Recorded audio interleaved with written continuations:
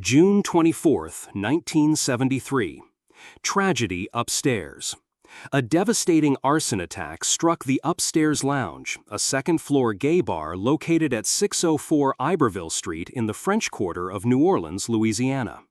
The fire killed 32 people, making it the deadliest attack on a gay venue in United States history at that time. The event exposed deep societal prejudices and institutional failures and became a stark marker in the history of LGBTQ+ rights in America. The Upstairs Lounge was a known gathering place for members of the Metropolitan Community Church, a Christian denomination with a predominantly gay congregation.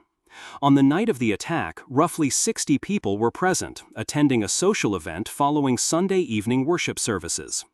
At approximately 7:56 p.m., a fire broke out at the entrance of the lounge, trapping many patrons inside. The building's wooden staircase quickly became engulfed in flames, blocking the only exit. Victims were found huddled near windows, with some attempting to escape through iron bars that covered the openings. Firefighters who arrived on the scene described finding a chaotic, horrific scene with burned bodies stacked together near points of potential escape. The fire department's investigation determined that the fire had been intentionally set. A can of lighter fluid was discovered near the stairs, indicating arson. The primary suspect, Roger Dale Nunez, was a regular patron at the lounge and had been ejected earlier that evening following a dispute. Although he was questioned by police and confessed to friends while intoxicated, he was never formally charged. Nunez died by suicide in 1974. No arrests were ever made, and the case remains unsolved. The public and institutional response to the tragedy was muted and, in many cases, dismissive. City officials and religious leaders provided little support or condolences. Major newspapers, including the Times-Picayune, gave limited coverage. Many churches refused to host funerals for the victims. The Catholic Archbishop of New Orleans, Philip Hannon, offered no public statement. Only one church, St. Mark's United Methodist, held a memorial service, which was attended by over 200 people. Nationally, the fire was largely ignored by mainstream media. This silence reflected broader societal prejudices against the LGBTQ community. At the time, homosexuality was widely stigmatized, and few elected officials or public figures spoke openly about gay rights.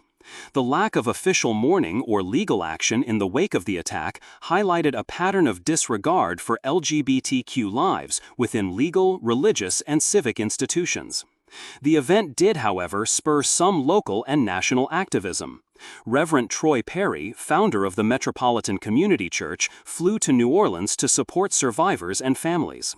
In the following years, LGBTQ advocates cited the Upstairs Lounge fire as evidence of the urgent need for civil rights protections. Although the incident did not immediately lead to legal reforms or national dialogue, it became a focal point for later historians and activists seeking to document LGBTQ history. In the decades following the fire, commemorations and public acknowledgement gradually increased. In 1998, a memorial plaque was installed at the site. In 2003, on the 30th anniversary, public vigils and events were held in New Orleans. In 2013, on the 40th anniversary, the fire was commemorated with renewed media attention, including documentaries, books, and academic research. In 2018, a permanent historical marker was installed. By then, the fire had gained recognition as a key moment in American LGBTQ history.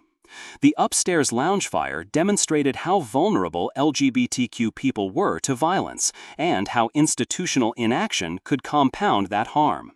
It was a tragedy marked by loss, but also by resilience and eventual recognition. The fire did not trigger immediate political change, but it left a mark on those who survived and those who later fought for justice and remembrance. Today, it serves as a reminder of the importance of public acknowledgement, legal protections, and cultural inclusion.